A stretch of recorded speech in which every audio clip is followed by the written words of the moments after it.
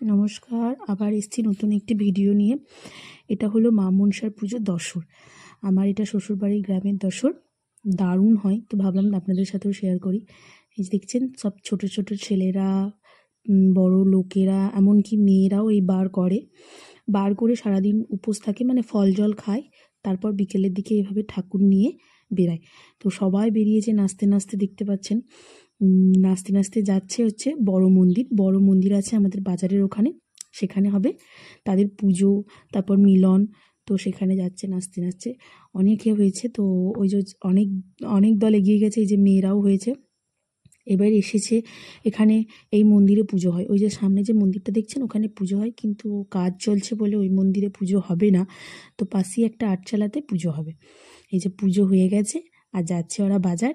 বললাম তো, বড় মনসাতলায় গিয়ে ওদের হবে মিলন, পুজো হবে। ভালো লাগলে একটু ভালোবাসা দেবেন। টাটা।